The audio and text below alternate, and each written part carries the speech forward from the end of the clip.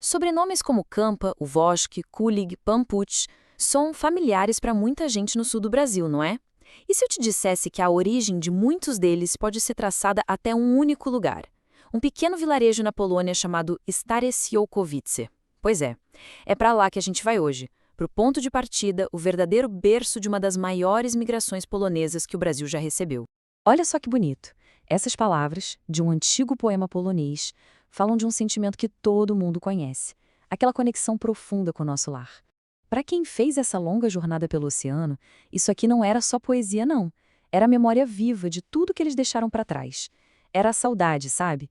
Uma saudade que se tornou parte da herança dos filhos e netos aqui no Brasil. E isso nos leva à grande pergunta, né? O que faria com que pessoas com raízes fincadas por séculos na mesma terra tomassem a decisão quase impensável de abandonar tudo? Com certeza não foi uma escolha fácil. Foi uma decisão que nasceu da necessidade, da esperança e, nossa, de uma coragem imensa. Bom, vamos mergulhar nisso para entender. Para a gente entender por que eles partiram, primeiro a gente precisa sentir como era a vida que eles conheciam. Então, vamos fazer uma viagem no tempo e caminhar pelas suas de Stare Siołkowice para tentar ver, ouvir e entender o mundo que formou esses pioneiros. E essa colagem de postais já nos dá uma pista fascinante. Aqui a gente vê o coração da comunidade, a escola onde as crianças aprendiam, as estalagens onde as notícias corriam soltas, as lojinhas que sustentavam o dia a dia. Cada um desses lugares era um palco para a vida, onde gerações e mais gerações nasceram, viveram e sonharam. Agora, o que é realmente poderoso aqui é a noção do tempo. Sobrenomes como Kulig, Campa, Walsh não eram só nomes de família. Eram clãs, linhagens que chamavam aquela terra de lar há mais de 350 anos. Imagina só a profundidade dessas raízes. Saber que seus antepassados viveram e morreram no mesmo lugar por séculos e séculos. A vida ali era movida pela tradição e pelo ofício. Aqui a gente vê a família Rudek no seu trabalho com cestaria de vime, uma habilidade que passava de geração em geração. Isso era muito mais que um trabalho, era uma arte que definia a identidade do vilarejo. Era o som do trabalho duro, o cheiro da tradição, memórias que talvez os bisavós de muitos tenham trazido para o Brasil. A paisagem em volta era de uma beleza serena, dominada pelo rio Odra.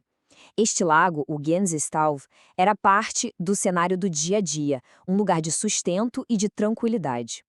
A vida seguia o ritmo do rio, das estações, uma conexão muito profunda e respeitosa com a natureza. Só que essa mesma fonte de vida era também uma força de imensa destruição. O rio Odra, antes de ser controlado, era imprevisível, violento. As inundações não eram um evento raro, de jeito nenhum. Era uma ameaça constante, um medo que pairava sobre cada colher, sobre cada inverno. E é aqui que a história muda de rumo. A luta constante contra a fúria do rio começou a pesar mais do que os séculos de tradição. A sobrevivência começou a exigir uma escolha que parecia impossível: deixar o único lar que eles já tinham conhecido na vida. Os números contam uma história brutal. Em 1736, uma enchente avassaladora trouxe uma epidemia de tifo que levou quase 300 vidas. Pensa no impacto disso num vilarejo pequeno. E mais de um século depois, em 1880, a história se repetiu. A água levou tudo.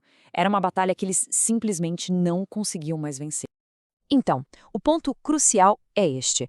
A imigração não foi uma aventura. Foi um ato de desespero e, ao mesmo tempo, de esperança. Foi a busca por algo que Siołkowice não podia mais garantir. Um pedaço de terra seguro onde pudessem plantar sem medo e um futuro onde seus filhos não precisassem fugir da água. E foi assim que os olhos deles se voltaram para o outro lado do mundo.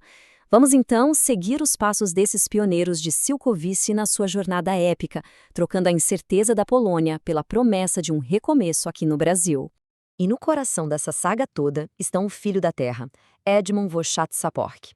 Ele nasceu e foi criado em Siołkowice e não foi apenas mais um imigrante. Ele se tornou um dos pilares da nova comunidade polonesa no Brasil, um verdadeiro desbravador.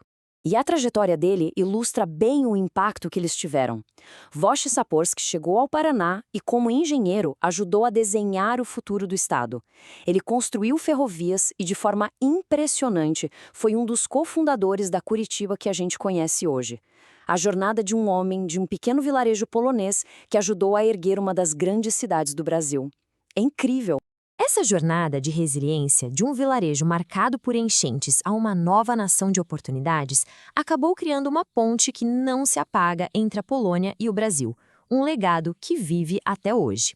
E esta imagem captura a essência desse legado. A fé, a união e as tradições de Siokowiec não se perderam no oceano. Foram transportadas nos corações e nas memórias, se tornando a base de novas e vibrantes comunidades no sul do Brasil. Um espírito comunitário que permanece forte. A saga de Esther Siokowiec é um lembrete de que as nossas raízes carregam histórias incríveis de coragem e de esperança. E para os descendentes que nos ouvem, isso levanta uma pergunta inspiradora. Ao olhar para a jornada dos antepassados, qual parte da nossa própria história ainda está esperando para ser descoberta?